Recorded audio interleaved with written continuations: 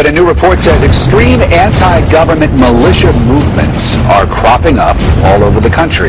Rick, the Southern Poverty Law Center says these anti-government militia groups are gaining ground in the Midwest, Pacific Northwest, and the Deep South. They're right-wing extremists with lots of guns and an axe to grind against the U.S. government. Video is an example of how militias are making a comeback, according to a new report from the Southern Poverty Law Center. A Homeland Security assessment in April said recent arrests indicate the emergence of small, well-armed extremist groups in some rural areas. Lone wolves and small terrorist cells embracing violent right-wing extremist ideology are the most dangerous domestic terrorism threat in the United States. A leader of the Michigan militia told us members of established militias like his, which do training on firearms and first aid, he described their ideology as pro-freedom and pro-constitution. The idea that not in 10 or 12 years have we seen this level of activity, and as he said, all it is lacking is a spark. Militia groups with anger towards the government are on the rise and regrouping, in fact, across the country. According to a new report from the Southern Poverty Law Center, the stress of the economy and a liberal administration. Any sort of government intervention or law enforcement getting involved in these groups might even strengthen their position. This government intelligence report warns of a resurgence in right-wing extremist recruitment and radicalization activity. It cites rising unemployment, illegal immigration, fear of gun control. Anti-government right-wing U.S. militias are on the rise, with growing membership in the Midwest, Pacific West, and Deep South. Both the department and the Southern Poverty Law Center say they are seeing some increase in those right-wing groups. Mr. Hancock said, quote, "This militia scare is what got them. It was all manufactured. The entire case was made up. Just like Waco by the same government, he says, that lied about 9/11.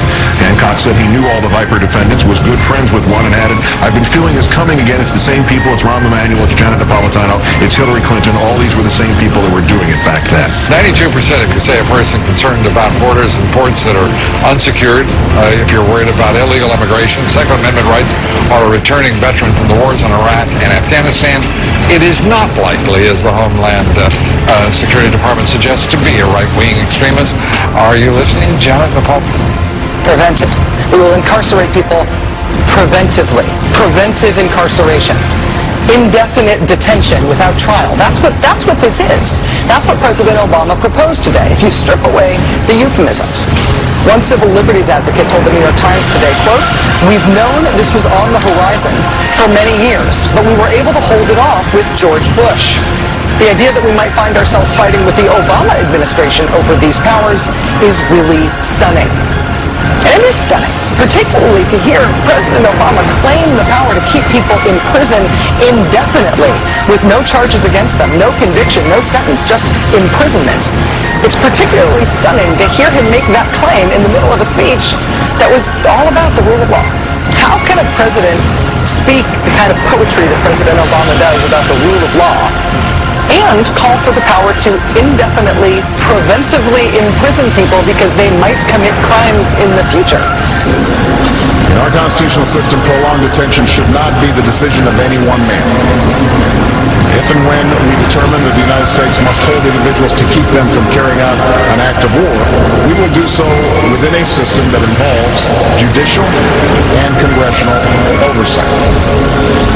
And so going forward, my administration will work with Congress to develop an appropriate legal regime so that our efforts are consistent with our values and our Constitution.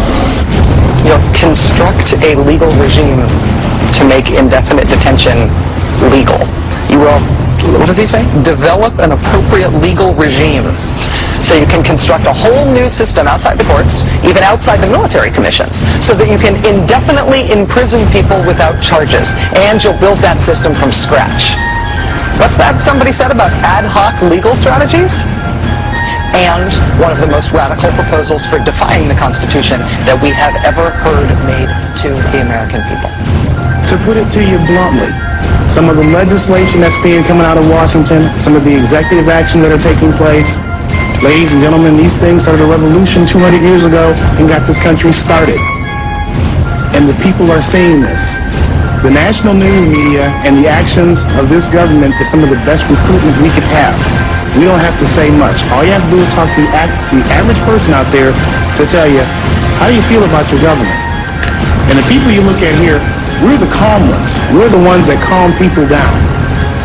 Now, I'm speaking here as a representative for my state and other groups that I know of. The animosity that I see out there between the citizens, all of them, and the government is frightening.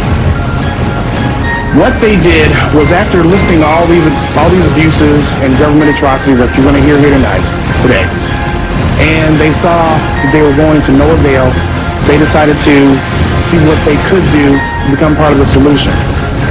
They looked into the law, and under Title 10 U.S.C. 311, saw a phenomenon known as the unorganized militia that consists of all people, even the people taking these pictures right here, everyone.